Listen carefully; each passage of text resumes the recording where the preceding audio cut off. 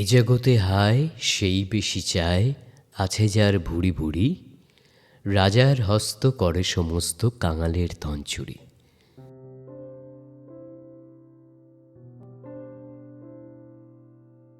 কথাটা খুব পরিচিত কথা, এবং কথাটা সেই ছোট্টবেলা থেকে আমরা অনেকবার শুনেছি। লাইনটি নেওয়া হয়েছে কবিগুরু রবীন্দ্রনাথ ঠাকুরের 2 বিঘা জমি থেকে। সত্যি, যার যত বেশি আছে সে তত মানুষকে ঠকিয়ে বড়লোক থেকে আরও বড়লোক হতে চায়, আরও বেশি পয়সার মালিক হতে চায়। আমরা অনেকেই সাধারণ মানুষের ন্যায্য অধিকারের বিষয়কে পদদলিত করে বড় মানুষ হতে চাই। যার হাতে যতটা আছে ততটুকু কাজে লাগাতেও এতটুকু ভাবি না, স্বার্থপরের মতো পাশবিক আচরণ করে যাই। মাঝখান থেকে প্রকৃত প্রয়োজনীয় মানুষগুলোই তাদের প্রয়োজনের সঙ্গে কম্প্রোমাইজ করে। নেতা হলে গরিবের টাকা, বাড়ি এসব থেকে শুরু করে রেশন কার্ড পর্যন্ত জালি করে।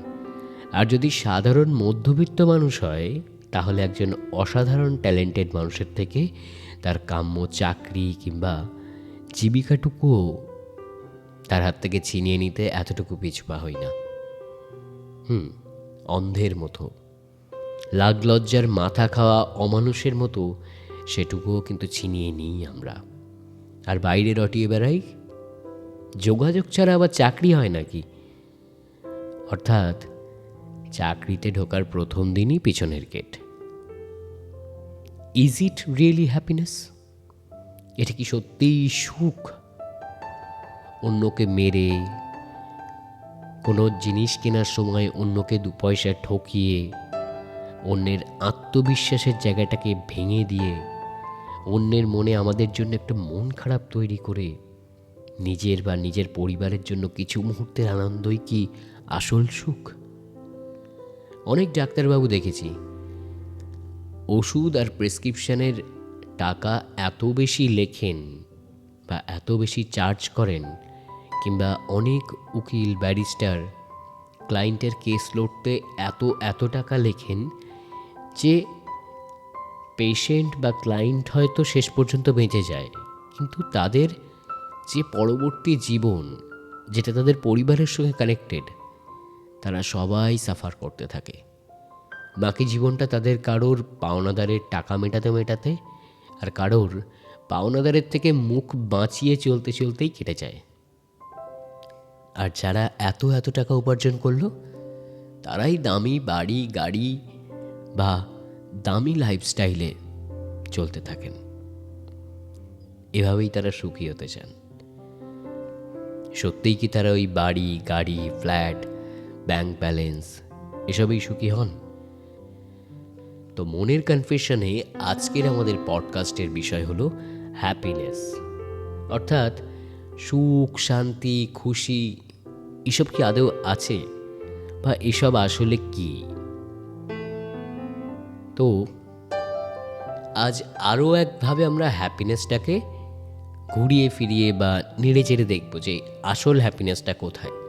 কিন্তু তার আগে আমরা আজ আমাদের লিসনার অর্থাৎ তনি দেবনাথ, যিনি আমাদেরকে একটা সুন্দর লেখা পাঠিয়েছেন, তার লেখাটা পড়ব। তিনিও কিন্তু আমাদেরকে হ্যাপিনেস সম্পর্কে কিছু কথা বলে গেছেন ওনার লেখার মধ্যে দিয়ে। অসাধারণ লিখেছেন, এবং আমি চাইব আপনারা সবাই একটু সময় দিয়ে তার লেখাটা শুনুন। উনি লিখছেন, কিছু মানুষ আছে দরকারটা তার, তবু নত হবে না। একটা জিনিস দরকার, তবুও ঘ্যাম দেখিয়ে বলবে না। এমন ভাব দেখাবে তাদের ওসব দরকারই নেই। এমন ভাব দেখিয়ে চুপ করে থাকবে, যেন মনে হয় তারা অত শত কিছু বোঝে না, আর কাউকে কিছু বোঝাতেও চায় না যে তাদের আসল উদ্দেশ্যটা কি বা তাদের কি দরকার। তারা জানে না চাইতেই কিছু বোকা মানুষের কাছ থেকে তারা সব কিছু আদায় করে নিতে পারবে, কিন্তু সরল ভালো প্রকৃতির মানুষকে তারা কিন্তু বোকাই মনে করে। আর বোকা প্রকৃতির মানুষগুলোই এই ধূর্ত চালাকদের সমস্ত দরকার নীরবে মিটিয়ে দেয়। সেই দরকার মেটাতে গিয়ে কতটা যে কষ্ট করতে হয় সেটাই বোকা মানুষগুলো কখনো মুখ ফুটে বলে দিতে পারে না। কখনোই মুখ ফুটে বলে দিতে পারে না। অপরদিকের মানুষটা না চাইতেই তার সমস্ত দরকার মিটে যায়, কিন্তু বিনিময়ে কোনো রকম কৃতজ্ঞতা তারা প্রকাশ করবে না, কারণ তারা এতটাই অকৃতজ্ঞ। তারা না চেয়েও আদায় করে নিতে জানে, আদায় করা হয়ে গেলে কৃতজ্ঞতার বদলে এটাও বলতে জানে, তাকে আমরা বলেছিলাম নাকি করতে। সত্যিই তো, তারা তো বলেনি কখনো আমার জন্য করো, কারণ তারা জানে এই বোকা প্রকৃতির মানুষগুলো না বলতেই সব কিছু করে দেবে। তাহলে বলার কি প্রয়োজন? বলে কেন তারা তাদের মুখটাকে নষ্ট করবে, তাদের ওয়েটটাকে নষ্ট করবে, তাই না? সত্যি মানুষ এমনও হয়, মাঝে মধ্যে মন চায় এইসব মানুষদের থেকে অনেক দূরে সরে যাই। এই মানুষগুলোকে নিয়ে জীবনে চলা সত্যিই কঠিন। এত পর্যন্ত লিখেছেন তনি দেবনাথ। সত্যি বলতে কি, এইসব মানুষগুলো এমন এক প্রকারের মানুষ, এটার উপর একটা উদাহরণ না দিলে ঠিক বোঝানো যাবে না। ধরো কোনো বট গাছ বা অশ্বত্থ গাছ, যা আমাদের ওই বাড়ির আনাচে কানাচে বেড়ে ওঠে, এবং তারা যখন বেড়ে উঠছে, ওই যে শ্যাওলা বা বাড়ির যে ভিজে অংশটা, সেই জায়গাকে উপলক্ষ করেই বা সেই জায়গাকে কেন্দ্র করেই তারা বেড়ে উঠছে, এবং তাদের মূল লক্ষ্য এটা থাকে যে আমি বেড়ে ওঠার পরেই যাকে ধরে আমি বেড়ে উঠেছি, কারণ আমি তো প্রথমে ছিলাম পরজীবী, পরভোজী, অন্যের ওপর নির্বাহ করে বেঁচে উঠেছি, তো যাকে নির্বাহ করে বেঁচে উঠেছি তাকেই আগে ধ্বংস করব, কারণ সে যদি থাকে তাহলে আমার আলাদা করে কোনো আইডেন্টিটি তৈরি হচ্ছে না। তো এদের ক্ষেত্রেই এই যে বাড়ির মালিক বা আমরা কি করি, এই গাছগুলোকে আগে কেটে ফেলে দিই, কারণ দেখতে পাচ্ছি আমাদের বাড়ি নষ্ট করে দিচ্ছে। ঠিক তেমন এই মানুষগুলোও আমাদের জীবনে তেমন। যদি কারোর জীবনে এরকম থেকে থাকে, আমাদের থেকে সুখ ছিনিয়ে নিচ্ছে, যে আমাদের থেকে আমাদের রিয়েল যে হ্যাপিনেস, রিয়েল যে শান্তি, সেটা ছিনিয়ে নিচ্ছে, এইসব মানুষগুলোকে প্রথমেই সমাজের চিন্তা না করে জীবনের থেকে ছেঁটে ফেলে দেওয়া উচিত। আবার আর এক প্রকার মানুষ আছে, সেই আর এক প্রকার মানুষকে ওই একই বট গাছ অশ্বত্থ গাছের উদাহরণ দিয়েই বলছি, যারা কোনো একটি মাঠের কোণায় বা কোনো একটি মাঠের মাঝখানে বড় হচ্ছে, একদম একা, কাউকে ধরে নয়, নিজের থেকেই বড় হচ্ছে। 50 বছর, 100 বছর, 150 বছর, 200 বছর, 300 বছর, 500 বছর ধরে বড় হচ্ছে। কেউ তাকে কাটতে আসছে না, কেউ তাকে ছেঁটে ফেলে দিতে আসছে না, বরং কেউ তাকে মানত করে যাচ্ছে, তার জন্য হয়তো তাকে ঘিরেও মানত করে যাচ্ছে। কেউ কেউ তার নিচে আশ্রয় নিচ্ছে। কত অজানা পাখি, কত অজানা প্রাণী তাকে কেন্দ্র করে আশ্রয় নিচ্ছে, তার নিচে হাট বসছে। তার নামে জায়গাটির নামও হয়ে যাচ্ছে বটতলা, অশ্বত্থতলা। ঠিক যেখানে আমি থাকি এর পাশে একটি নাম আছে হেলা বটতলা। এই গাছগুলোকে কেউ কখনো কাটতে চায় না, কারণ এরা স্বাবলম্বী, কারোর উপর নির্ভর করে না, এবং এদের যে সুখ এরা সেটা ছড়িয়ে দিতেই ভালোবাসে। একটি বট গাছ যেখানে থাকে, সেটা রাস্তার ধারে হতে পারে, একটি মাঠের ধারে হতে পারে, সেই জায়গাটাই আলাদা একটা শান্তি পাওয়া যায়। প্রচণ্ড গরমের মধ্যে থেকে সেখানে গেলে একটা শান্তি, কিংবা ধুম জোর বৃষ্টি হচ্ছে, তার তলায় দাঁড়িয়ে গেলে কিছুটা গা বাঁচানো যায়। এই বট গাছগুলোকে কেউ কখনো কাটতে চায় না, এই বট গাছগুলোকে রেখে দিতে চায়। এবং ধরো খুব জোর বৃষ্টি বা ঝড়ের কোনো প্রেডিকশান আছে, বা সেরকম আবহাওয়ার কোনো প্রেডিকশান আছে, সেক্ষেত্রে অনেক মানুষ যারা নিত্য তার নিচে বসে হাট বাজার করেন বা নিত্য তার নিচে আশ্রয় নেন, তারাও ঈশ্বরের কাছে তার হয়ে প্রার্থনা করে যান যে ঈশ্বর, এই গাছটাকে বাঁচিয়ে দিও। এবং এই গাছগুলোই নিত্য এইসব মানুষগুলোর একটা আলাদা পরিবার মতো হয়ে ওঠে। তার সঙ্গে নিত্যযাত্রীদের একটা বন্ডিং তৈরি হয়, তার সঙ্গে নিত্যযাত্রীদের একটা পরিবারের বাইরেও কিছু এক্সপেকটেশন, কিছু ভালোবাসা এসব তৈরি হয়। তো আমরা যে কথায় ছিলাম, হোয়াট ইজ হ্যাপিনেস, সুখ কি? ওই গাছের কাছে ওটা সুখ যে সে সকলকে সুখ দিতে পারছে, আর আমাদের কাছে এটা সুখ যে আমরা ওই গাছটার নিচে গেলে একটু সুখ পাচ্ছি বা একটু ভালো লাগা, একটু শান্তি পাচ্ছি। আমাদের মনের ভিতর যদি অনেক চঞ্চল অবস্থা থাকে, তাহলে কি আমরা অ্যাকচুয়ালি হ্যাপিনেস ফিল করতে পারি? ধরো তোমার ব্যাংকে 1 কোটি টাকা আছে, অথচ তুমি বাড়ি গিয়ে দেখছো তোমার বাবা মায়ের শরীর অসুস্থ, তোমার স্ত্রীর শরীর অসুস্থ, বা তোমার সন্তান একটু ফিজিক্যাল এবিলিটি তার কম, বা সে ফিজিক্যালি একদম ফিট নয়। তোমার কি ভালো লাগবে? তোমার তখন মনে হবে পাশের বাড়ির যে লোকটার কাছে 1 কোটি টাকা নেই, সে দিন যাপন করছে নর্মালি, হয়তো খুব বেশি বিলাসবহুলভাবে করতে পারছে না, তবু তার পরিবারের মানুষগুলো কত সুখে আছে, কারণ তাদের কোনো রোগ ভোগ নেই, তাদের জীবনে কষ্ট নেই, এটা তোমার মনে হবে। কিংবা ধরো তোমার কাছে একটি দামি গাড়ি আছে, কিন্তু তোমাকে সারাটা দিন অকথ্য পরিশ্রম করতে হয়। হতে পারে তুমি এসির মধ্যে দাঁড়িয়ে পরিশ্রম করো, এসির মধ্যে থেকে পরিশ্রম করো, কিন্তু তুমি দেখছো যে লোকটা ট্রেনে বাসে ঝুলতে ঝুলতে যাচ্ছে অফিসে, ঘামের ভিতর ভিজে অফিসে যাচ্ছে, সেও এসির ভিতর ঢুকছে, কিন্তু তার ওয়ার্কিং আওয়ার হচ্ছে 9টা to 6টা। বাকি সময় বাড়ি এসে পরিবারের সঙ্গে আনন্দ করছে।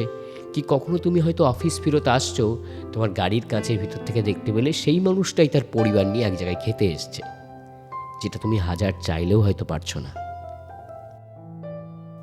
তাহলে আসল সুখটা কোথায়? তোমার ভিতর একটা আক্ষেপ থেকে গেছে, একটা এক্সপেকটেশন থেকে গেছে যে আমি এটা পেলেও পেতে পারতাম, কিন্তু কেন পাচ্ছি না?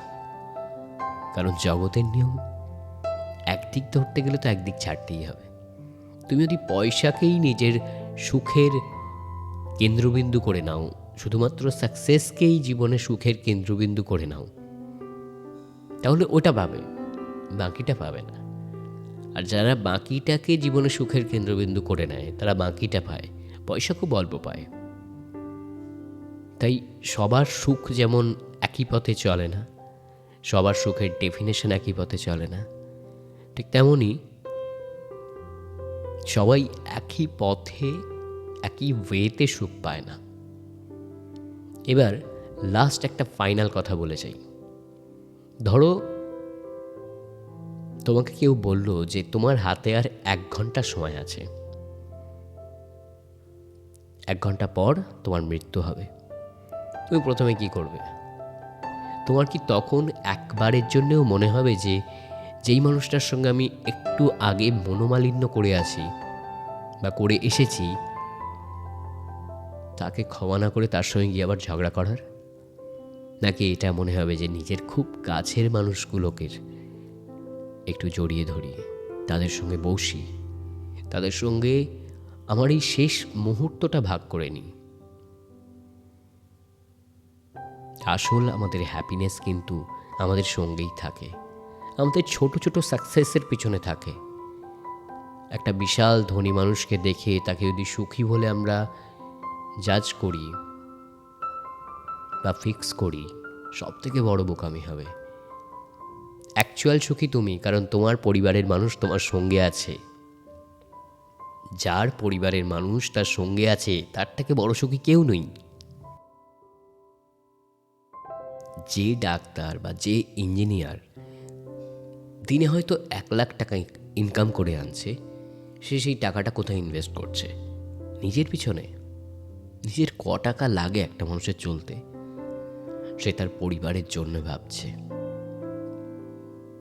আর একটা ছাপোষা মধ্যবিত্ত যে সারা মাস গুতিয়ে 20,000 টাকা উপার্জন করছে, সেও সেই টাকাটা পরিবারের জন্য খাটছে। তাই 10,000 টাকাতেও সংসার চলে, 1,00,000 টাকাতেও সংসার চলে। কিন্তু 10,000 টাকার মানুষটা সংসারের পাশে তার কাজটাকে রাখতে পারে। তার কাজ আর সংসার এবং ফ্যামিলি টাইম সব কিছুকে ব্যালেন্স করতে পারে, সবাইকে সমান সময় দিতে পারে, ইম্পর্টেন্স দিতে পারে। কিন্তু ওই যে 1,00,000 টাকা উপার্জন করার মানুষটা, সে অফিস থেকে এসেই তো টায়ার্ড হয়ে যাবে। তাই সবসময় যে আমাকে ইনকাম বাড়াতে হবে এমন চেষ্টা করো না। তোমার কাজ অবশ্যই তোমার প্রায়োরিটি, কিন্তু তার পাশাপাশি ফ্যামিলিও কিন্তু প্রায়োরিটি। কারণ আমরা জানি না আমরা ঠিক কত ঘন্টার পৃথিবীতে আছি, বা কত দিন আছি, কত বছর আছি, কেউ জানি না। আমাদের প্রত্যেকের জীবনই আনপ্রেডিক্টেবল, এই আছি এই নেই। তাই রাগ, বিদ্বেষ এসব রেখে লাভ নেই। ছোট ছোট বিষয়ে নিজের ড্রিম কমপ্লিট করো, দেখবে হ্যাপিনেস তুমি নিজের ভিতরেই খুঁজে পাবে। ওই যে বললাম, যার হাতের কাছে তার পরিবার আছে, ডাকলে হাঁকলে পরিবারকে পাচ্ছে। পরিবারের প্রতিটা মানুষের শরীর ঠিক আছে, তার মাথায় বাড়তি কোনো চিন্তা নেই, মানুষকে হারিয়ে ফেলার ভয় নেই, তার থেকে বড় সুখী পৃথিবীতে আর কেউ নেই। বুঝলে? তাই এই সুখের মুহূর্তটা নিজের পরিবারের সঙ্গে, নিজের প্রিয় মানুষটার সঙ্গে ভাগ করে নাও। কারণ তুমিও জানো না, আমিও জানি না যে আমরা শেষ কতক্ষণ এই পৃথিবীতে আছি। তো যাই হোক, আজকের মনের কনফেশনের পডকাস্ট এই পর্যন্ত। মনের কনফেশনের পডকাস্ট, যার নাম মনের কনফেশন, একটি ভয়েস ওভার পডকাস্ট। এই ভিডিওটা যদি ভালো লাগে তাহলে অবশ্যই ভিডিওটির শেষে চ্যানেলটাকে সাবস্ক্রাইব করতে ভুলো না, নোটিফিকেশান বেল অন করতে ভুলো না। তাহলে যখনই ভিডিও আপলোড করব তোমার কাছে চলে যাবে। লাইক করতে ভুলো না, শেয়ার করতে ভুলো না, আর অবশ্যই কমেন্ট করতে ভুলো না। তোমাদের কমেন্টস একদম আসছে না, প্লিজ ডু কমেন্টস।